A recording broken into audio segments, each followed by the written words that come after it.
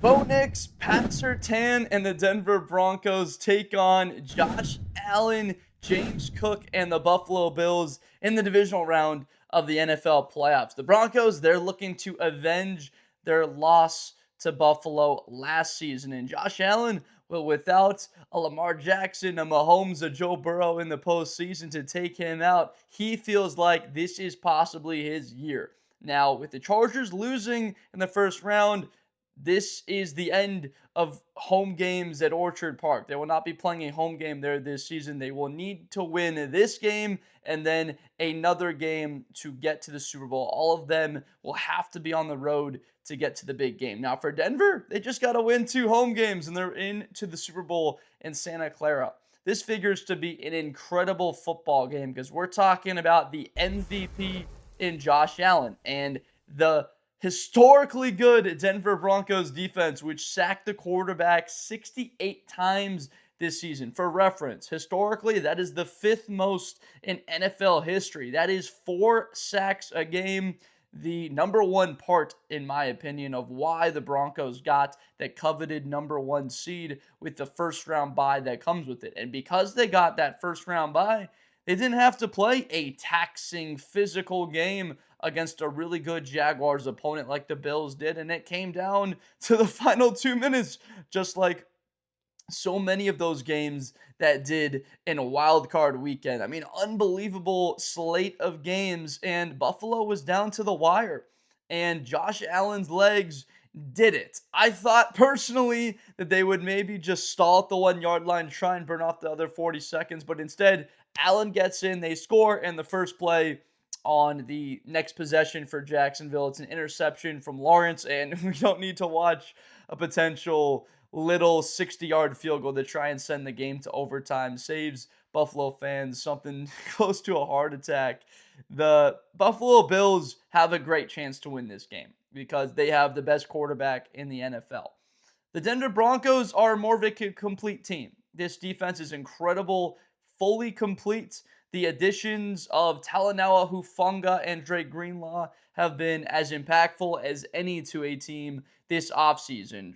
Greenlaw sets the tone on the inside, and then Hufanga is the type of player that can move all around the place. These guys had that pedigree with the 49ers, played in a Super Bowl, really big wins in the postseason. I think those type of veteran additions really help still a team that has a young core. Second-year quarterback in Bo Nix, he's going to be relying on his legs pretty often in this one because that pass rush for the Buffalo Bills, they're going to get after him. We would expect Joey Bosa, Russo to have a good day getting after Nix, and I would think that Sean Payton's going to try and mitigate that pass rush by trying to run the football. Get JK Dobbins, going, and Bo Nix, if he's running the ball 7-8 times, he's going to get himself into this game a little bit more. Allen, it appeared like they were a little bit flat in that first half. I'd imagine some Buffalo fans would agree somewhat with that. He didn't look like the same intensity, and the game didn't all that much feel like a full-on playoff game. I think that the sunny weather in 65 degrees took something away. It felt like it could have been a game in early October with that type of environment. Make no mistake, this is going to be playoff football, playoff weather in Denver. Now, let's start with Josh Allen and this offense because they can't just drop back and throw the football 45 times. That's a recipe for 3 turnovers or even more, and Josh Allen getting his teeth kicked in by that pass rush. He got sacked 40 times this season. It's not like he's been protected unbelievably well and that gives you a ton of confidence he can sit back there and deliver the ball downfield. Now, he was under pressure so often from Jacksonville, and that was a defense that was good. They got after the quarterback, but not one of the best teams in the league. They did a better job with pressure, and Jacksonville defensively, they only came up with 1 sack. They hit Allen a bunch of times, and they made him pay for it every time that he took off. Allen had 11 carries for 33 yards. The 2 touchdowns getting into the end zone changed things from a standpoint. For Denver, finding a way to stop the Bills in the red zone, that's critical. You have to be able to come up with stops down there because of Josh Allen's legs, 4th and 1, and him just picking up those easily with the tush push and his runs always to that left side. Defenses pick up on that. It's not like they don't know. People at home are like, don't defenses. Yes, they do know. It's just a matter of it's been almost unstoppable with that thick and strong lower base that he has to be able to get that push. And the offensive line is still a good unit. They're better at run blocking than they are pass protecting, but still, that is a good Buffalo offensive line anchored by Dion Dawkins, one of the best in football. These tight ends for Buffalo will be the difference in the game. And I'm looking at a outside perimeter threat, super veteran player in Brandon Cooks. He's been in a ton of big game atmospheres, and when you have a guy like that that still can take the top off of a defense, and then you pair that with Shakir, the big target threats, and Keon Coleman on the outside, this group of weapons for Buffalo is going to give Denver a lot of trouble. And they don't have a true number one to roll out there to make the Denver Broncos essentially have to play a shadow and have Pat Surtain follow somebody across the entire field. Pat Surtain's going to have a lot of different responsibilities in this game because Buffalo's got a really balanced attack. I mean, I could see Kincaid being the number one target. It could be Knox. It could be Shakir. It's a whole bunch of guys. But something that I do know is that for Buffalo to beat Denver, they're going to have to run the football a lot better than for a grand total of 80 yards. The Jacksonville Jaguars got eliminated from the postseason, and they did not give up more yards to a rusher. They didn't give up an 80-yard rusher the entire season. Nobody had more than 80 yards rushing against Jacksonville. They were so good, and it started with Eric Armstead right there in the middle. And on this Denver defense, when you've got guys like Bonito and Allen and Roach right there in the middle, is one of the more underrated defensive line players in the league. And Tillman, this front has so many guys to it. It's like an 8-9 man rotation. These guys stay fresh. They're all good against the run and can also rush the passer exceptionally well because of the way they hold up in the back end. Every time I talk about the Broncos in a video, if you've seen my stuff before, you know exactly what's coming here.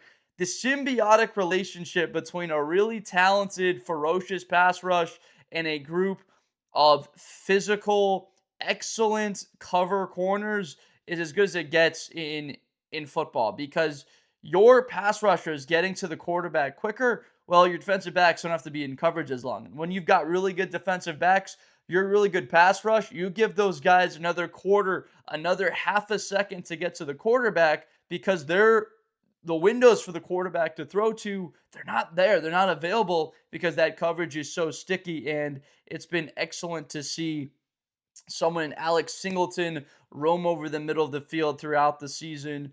I love Jonathan Cooper getting after the quarterback, his sacks and coming along. But really, it's been Nick Bonito. He's been the best player on that front seven, on that front, that has made things easier for the season. Pat Surtain being a bit banged up this year, it didn't even need him to come up with a couple of their biggest wins or for even him to be fully healthy. I feel like Pat Surtain's at a part of the year right now where he's probably feeling the best that he has all year, and that he could be as close to 100% that he's going to be. And his assignments are in this game are not quite going to be more then it's not as difficult as facing a team like Cincinnati or somebody with all the speed that you would face in a Kansas City. And Buffalo, I'm not saying that they don't have a good group of weapons, but there's no clear-cut number one. And unfortunately, Keon Coleman hasn't developed into that guy. Was in the doghouse a lot this season, and unfortunately for him, that's a question mark going into year 3 next year. Is Keon Coleman even worth the future investment to bring this guy back and get him on a second contract? Big moments in the postseason, those obviously can help your case to keep good faith with the general manager and to continue on the roster. And Josh Allen ultimately is a large part of that. And the production that you're going to see, he's going to see Riley Moss consistently throughout the day. You might even see a matchup with a guy like Jahdae Barron. I've had a lot of fun watching him throughout this season. Got action in 17 games, the rookie.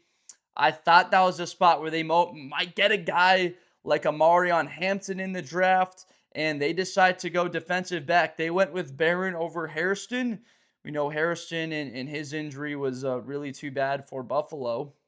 And that's where Tre'Davious White, he's been such a huge veteran addition, as well as Jordan Poyer in that secondary. Those guys came back. They're plug-and-play players. They know McDermott's defense really well, and they're a huge part of that defense. But Jahdae Barron, I'm very intrigued by what he can do in the postseason and what level he can be at, especially his first start in the playoffs. Let's talk a little bit about Denver's offense, because I think that there's a clear consensus that Buffalo is not going to drop something like 30 points overall on this game. I think Buffalo fans would be really happy scoring something like 24 points overall. They feel like their defense this year has been good enough overall that if they score 24, that they're going to win. I mean, statistically, as we break this down fully, Buffalo's got the number 11 scoring defense in the league. They give up 21.6 points a game, and they're the 8th total defense, giving up 297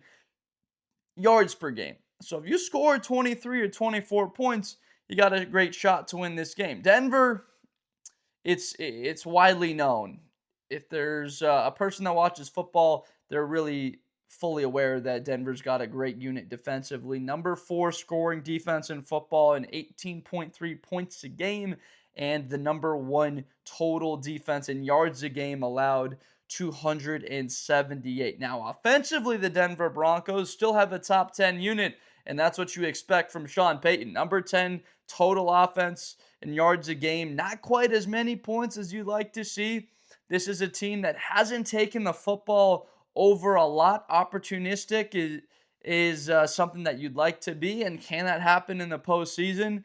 It's going to be tough to have Josh Allen turn the ball over. It's something that he's cleaned up as a part of his game now, and that's a huge part of why he won the MVP last year, and he's the most dangerous quarterback, even maybe more so than May or Stafford, because of his dual threat abilities. But Denver's defense, they give up 23.6 points a game. That was 14th in the league. They were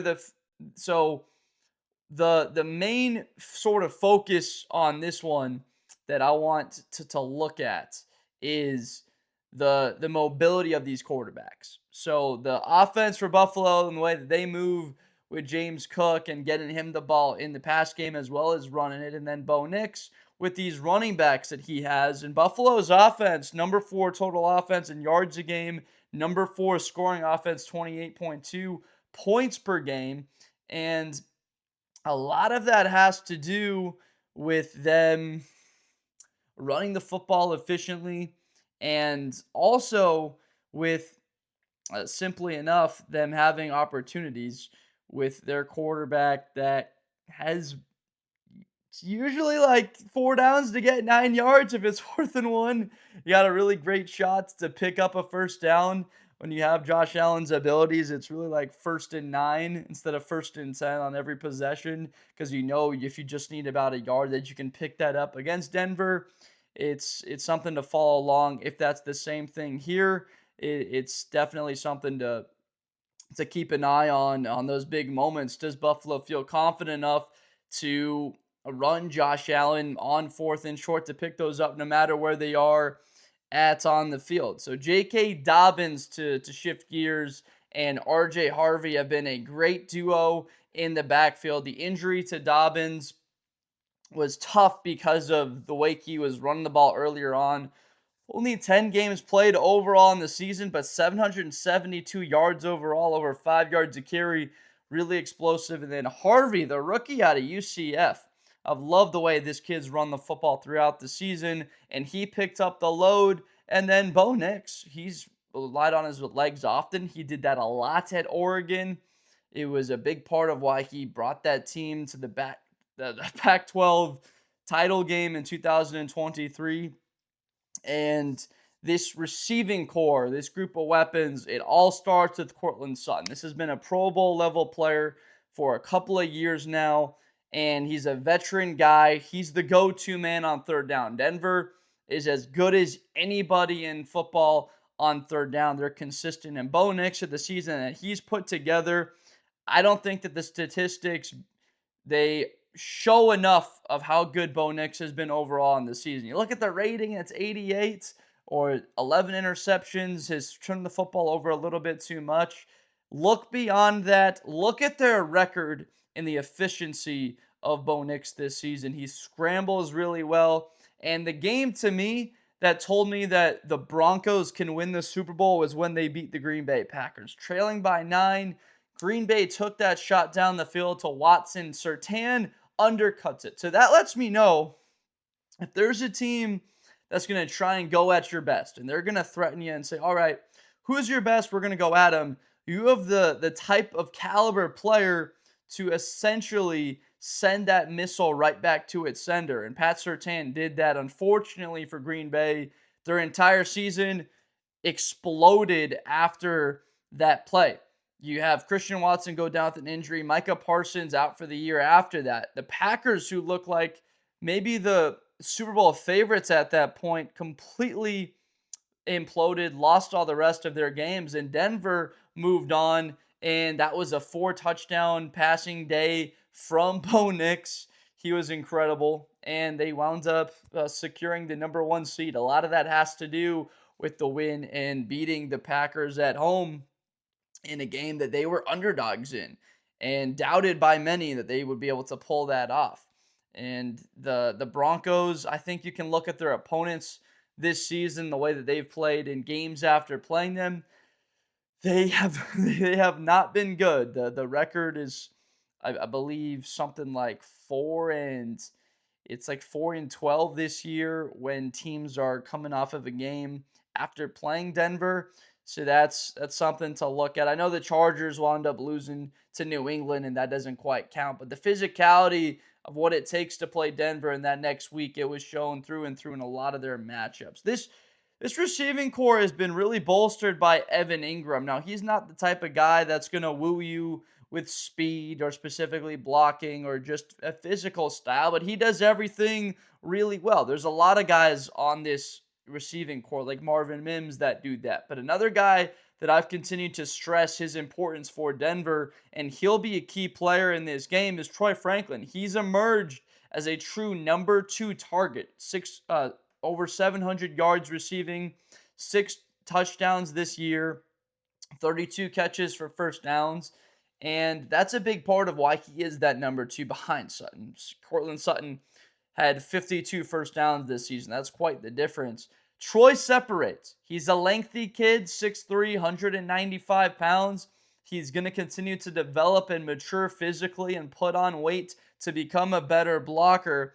But his natural ability to go up and grab the football in a contested area and then separate at the top of his routes, he's got traits. And again, you add that to the chemistry with the quarterback that fully trusts him when he had an unbelievable season with Bo a couple of years ago at Oregon, and then they wind up selecting him. That was something that I looked at because it's rare to see teams that winds up playing in the NFL with their quarterback in college. I mean, Jamar Chase and Joe Burrow, they got a lot of attention. I'm not going to put it off the table that one day, maybe in 3-4 years, Bo Nix and Troy Franklin might not, I'm not going to doubt that it's not possible they could develop that type of chemistry and turn into a connection that consistently has 1,100 yards and 10-plus touchdowns every single season, the way that he could turn into the role that Courtland Sutton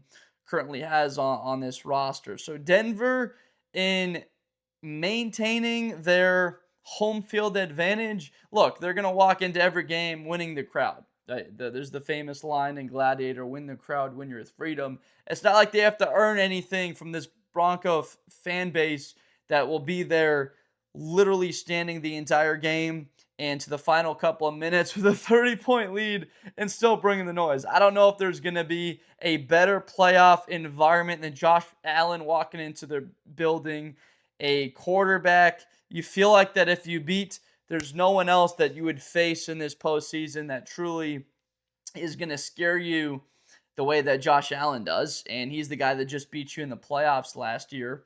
And so this is going to be brought. Mile High brings it in just a different type of way. These fans are unbelievable. Soldier Field, that environment, incredible.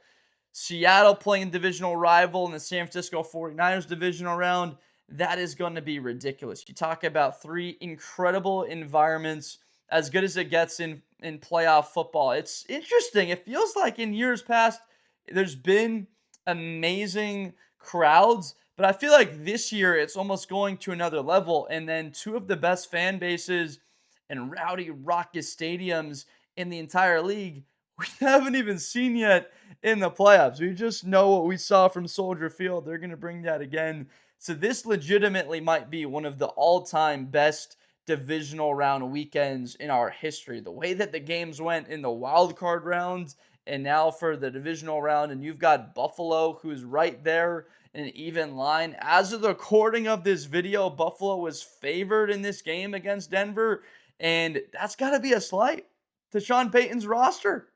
It has to be. You're the number one seed, and the opening line was Buffalo favored. What are we talking about here? This has been, by a lot of standards, one of the best teams in football. A lot of individuals want to look at the resume and who they've played, but you just look top to bottom in a complete nature for Denver. Maybe they haven't blown people the way that Seattle has, but if you get after the quarterback and you're controlling your path at home to the Super Bowl, like, that is essentially what it comes down to. Efficient offensive play with two backs that can run. On offense, when you want to talk about protecting your quarterback, you've only given up 22 sacks this season overall. That's a great number. Your quarterback has got efficient completion percentage, and if he needs to buy some time or go get first downs or make plays with his legs, he can do that. So I'm leaning towards Denver in this game. I think home field advantage in the postseason is worth about 4 or 5 points, especially those surges of momentum that you can capture and capitalize on. The full essence of any game like this, it can come down to run defense. Buffalo and Denver, that's one of the key differences for me, besides the way they've gotten after the quarterback. So Denver, they've got 68 sacks. And the Buffalo Bills, they've given up 40 sacks, and that was in the regular season. So it feels like a game you're going to get to Josh Allen 4 or 5 times. That's just what Denver has done on the year. And Josh Allen holding on to the ball and trying to make plays happen, can easily see that. But the Bills' run defense also, if you want to add into another advantage that's in a key area, besides the home field, besides this pass rush getting after it, the Bills have the 5th worst run defense in the NFL. 5.1 yards per carry they gave up, and the Broncos had the 2nd best in football from a run defense standpoint, only giving up 3.9 yards per carry. I'm going to add on to that. The two defenses are really good from a pass and a coverage standpoint. Denver's a little bit better, as you can imagine, the pass rush and these guys in the secondary, but Buffalo, with trying to bring in and Harrison develop him, he was playing at a high level. So Tre'Davious White, you can't overlook that. And he had one of the best games of his career in the wild card round against Jacksonville. He's just shown up to play at that all-pro level like he was 3-4 seasons ago. But those are 3 distinct advantages for Denver. I'm going to say that again. Playing this game at home, worth a couple of points. The ability to get after the quarterback in Buffalo, giving up those sacks, another distinct advantage, and then the run defense. But then there's obviously the distinct advantage of their quarterback, Josh Allen, compared to the quarterback of the Denver Broncos in Bo Nix. Experience is a key part of it. Allen has been in these games, and Bo Nix has only played in one. And so that is clearly a distinct factor in this. And the home field is something that I look at to equate here as being so key, because Sean McDermott, he was 0-5 on the road in the playoffs before that win against Jacksonville. 1-5. Now, that was the Bills' first road playoff win in 34 years, since 1992. So that's why that home element is key for this. We're talking about the Bills' first in 33 years. Now we're trying to get our second, when the last one had been 33 years ago. Josh Allen's the type of guy that can achieve that. And so I'm going to go sort of against that home field and say that that's an equated distinct advantage, that you've got Josh Allen as your quarterback. He's going to give you an average of 3-4 points a game more than anybody that steps on the field. Even if it's a Matthew Stafford MVP or Drake May MVP season, they don't have the game-changing ability, especially Stafford, in the sense of Josh Allen's legs, the impact he does. May's a great athlete, but he's not Josh Allen. There's nobody in the league, for that matter, has the elements of that physical running style nature. Bo Nix is coming along. This isn't disrespect to him. I think a lot of Bronco fans watching this video are going to agree that, look, they've got the better quarterback for this one. Bo Nix, ultimately, could he wind up having a more successful career? It's all possible. This guy could be in the MVP conversation if he starts to put it together a little bit here. But those are the key critical advantages that I have wrapped up for them. So I sort of put the Denver Broncos with a slight edge. I would say about 4 or 5 points is what I would be leaning on for them to win this game. The difference is simply that experience. Maybe if it's that type of advantage for Buffalo, where it's on an even line, he's going to get you, the metrics they use, 8 or 9 points as a quarterback, and Bo is probably written to be about 5.5 or 6. If Bo turns the ball over, and there are nerves as a factor in this, and he's not seeing the field, and Josh Allen outplays him, and he's good for a 12-factor game where he's got 3 total touchdowns and Nix has 2 turnovers, then this game's a toss-up. And that's where I'm leaning Denver, and I do think that they'll win this game, because I think that Denver could turn the ball over twice and still win. There's not really a path here where I see Buffalo losing in the turnover differential category, missing a field goal. And Prater did look good at Jacksonville. That was a good sign. But if they are not executing and better in a phase like special teams, or their run defense is getting gashed, and the Broncos are having a lot of success on third down, and that brings up my key ultimate strategy here for Denver, is do what you've done the entire season, and that's protect the football. Just continue to sustain drives and keep your offense on the field, because the best defense besides your great pass rush and your secondary is simply keeping Josh Allen on the sidelines. If Josh Allen's on the sidelines, he can't create. He can't make plays. So Denver, they're able to maintain a time of possession type advantage of 32-28. I start to feel really good about them. I would be incredibly nervous about Josh Allen and what his ability is.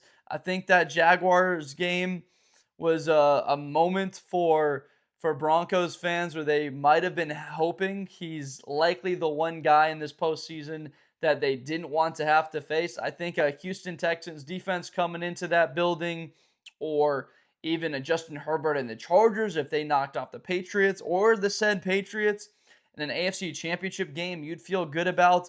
But Josh Allen and his nature, and I've said his name a dozen times, and that's why he's the key to this entire thing, is he's got that capability. Now, coaching, I do have a slight advantage towards the Denver Broncos. This offense and Sean Payton, he's good for something up his sleeve in any one of these games. In the postseason, he's got the track record and the feel for it. And from what I've heard from Buffalo fans, it feels like to them, if they don't get to the AFC Championship game, even if that were a loss on the road, that they want to get rid of Sean McDermott and go to a different direction at coach. He's been terrific for them. All he's done is get them to 8 or 9 postseason appearances in the last decade and got them there. He just hasn't gotten them to the Super Bowl, and that's the key and what matters. And when you got a quarterback and you're paying him that much money, he's the MVP. At some point, it's just got to come through. And in this season, where there's no main villain to Allen, it feels like that's why the line is where it's at and that full advantage. So Denver fans, I feel you. I hear you. I understand why the consensus is like, when are you ever going to get that respect and deserve it?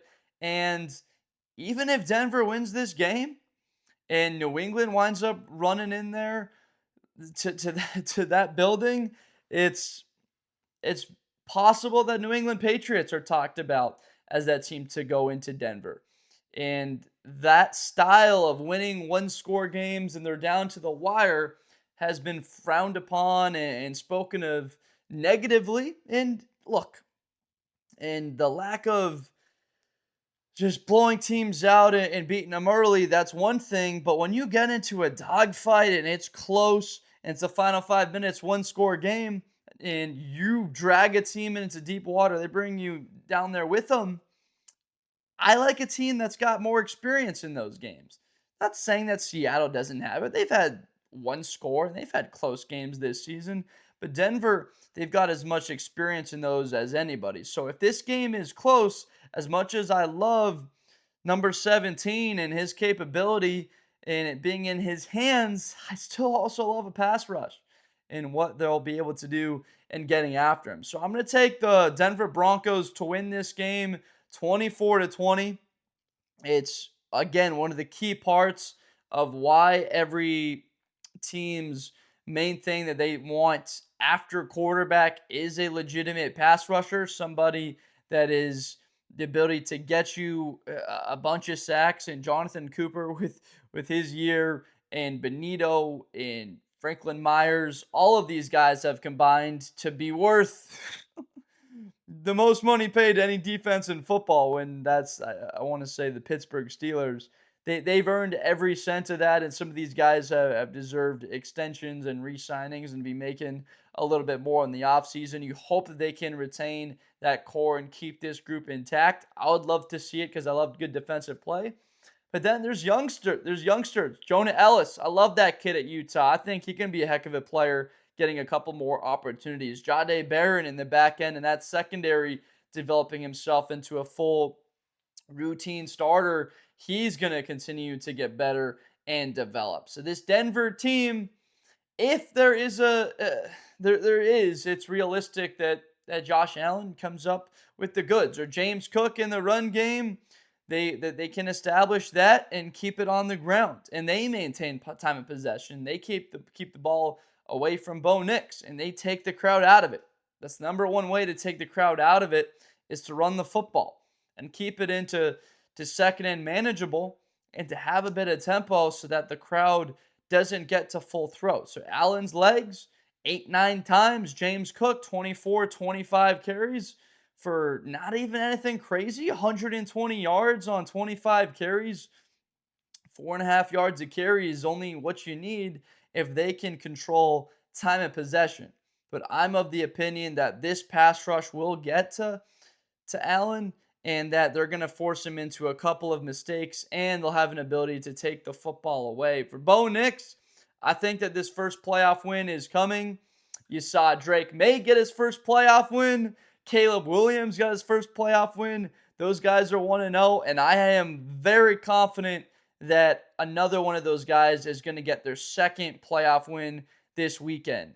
I'm feeling great that someone of this combination of Drake May, Bo Nix, Caleb Williams, one of these young quarterbacks, is going to for sure get themselves to a conference championship. I feel like two of those three quarterbacks are going to get into the conference championship game. We could see all three of them. That's a path to get all three of the four. But I feel like two will get to the conference championship game weekend, and that one of them will be representing their conference in the Super Bowl. So that's one of my bolder predictions that I've got for the postseason here. And it would be, I think, a little bit of a hot take, right? Bo hasn't won one, and Drake May hadn't, Caleb hadn't. But with the way that these teams, the team of destiny, Chicago, this outright complete style in that defense with Denver, and then New England being another complete team, and that coach and their camaraderie and how together they are, it just feels like one of those two teams has a great opportunity to wind up playing in Santa Clara in that Super Bowl. So 24-20 is what I have overall on this one. The Buffalo Bills and what they've done for the past decade. I know that they've made their fans proud. They've been craving and still are craving that Super Bowl. But I want to take a quick step back and just let you know a perspective here, because I think as fans, a lot of these big games become torture. You're just so nervous and stressed out the entire game, and you're not enjoying it. And think about how badly you set out to want to make the playoffs in Buffalo and their drought, and how badly you wanted to make the postseason. Now you're in the playoffs every year in Buffalo, and you're not able to enjoy most of the playoff games because they're tight down to the wire. The expectation is to win no matter who you're playing, whether it be a 1 seed on the road and an impossible place to win in Denver, who lost 1 game on the road this year against the Jaguars, or you're playing Mahomes and the Chiefs. You're expected to win all those. And you wind up after the season being like, man, I wish I would have enjoyed that a little bit more. So if there's a way, if you're a Denver Broncos fan or a Buffalo Bills fan, to enjoy this game, maybe it's only the first 20 minutes of the game where the result is fully in doubt and it's still going to be somewhat close. Nobody's going to be probably winning this one between these two really good football teams in the first 20 minutes. Maybe that's part. Just finding a way to breathe and be appreciative that your team, there's only 8 teams that make the divisional round. The other 24 are sitting at home. Only 4 teams of the 32 get to the conference championship game. And one of these 2 teams will be one of those 4 representatives. So to enjoy that moment and where these franchises are at, Denver, who hadn't been in a position to win their division, it'd been a decade. Even after that Super Bowl, still, it was an immediate drop-off with the retirement of Peyton Manning. And Buffalo, even as good as they've been, there's still that extra that Bills fans are craving. And every year they've got their quarterback, they've got a great chance to win the Super Bowl. That's why I love Poyer back, Milano, White, and these veteran guys, Joey Bosa joining this team. You've got something special here. That's what hurts this squad without Ed Oliver. I feel like with Ed Oliver, there's worth a couple of points in there, and that's what's cost them and really hurt them to stop the run this season. It's something that Buffalo's been great at. They've been a top 10 defense, but this year they haven't been to that level of standard. They usually, like I think last year, they led the league in turnover differential. So find a way for enjoyment. Happiness is different from enjoyment, right? Being able to appreciate the pressure. If it's a 1-score game, last couple of minutes, it'll be tough. But again, to think about the position that both these two teams are in and where they're headed for the future, it's certainly incredibly bright for the Broncos and where this team's headed, as well as the Buffalo Bills. And I'm just so excited for both of their franchises. So if you're a Bills fan, good luck for this one. Broncos fan, good luck for this one. I cannot wait for this game. This is one of those games this weekend that I feel like I've got a good idea about it, a good feel, but then you wind up picking against the MVP of the league and you could get burned. So we'll wind up finding out about that with my 24-20 prediction, but I'm going to have to eat it at the end of the day. I've been wrong a lot of times this season. I've been right, so we'll find out what the ultimate result is. It's going to be too bad that this is the last preview video for one of these teams this season. I have had such a pleasure covering Denver and breaking their videos down. Their fans have been amazing, going and interacting with them in the comments. Buffalo fans, all the same. 2 really passionate fan bases that know their football well, lots of opinions and know their stuff. And so just want to say thank you so much for watching this video, watching throughout the year. And if you are new here and you haven't subscribed, please do so. Like, comment down below who you think wins this game. Hit that subscribe button. It's free, doesn't cost you anything. It just helps me and this channel, Blitz of Blender. I'm Josh Blender, making NFL and college videos as well every day for football season and then in the off season. So we're going to continue to break down the rest of the playoff games this year. We've got the national championship video out, Miami and Indiana. If you're a big college football fan, check that one out.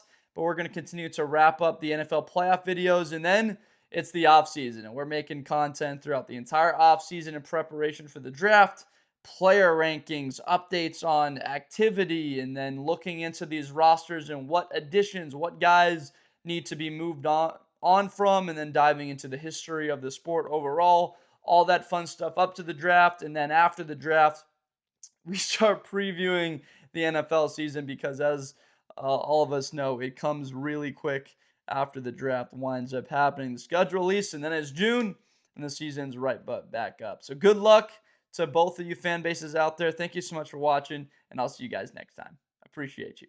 Best player in college football. That Georgia and Ohio State game, New Year's Eve, is going to be a classic. Josh Blunder. Hi, everybody. I'm Josh Blunder. To the 40, 35, 30. Espinosa to the 20.